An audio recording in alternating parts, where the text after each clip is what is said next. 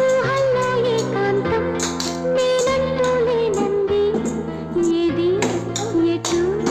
నా ప్రాణం ఏమైంది అని ఈ దేహాన్ని ఎట్టా మోసేది మాయా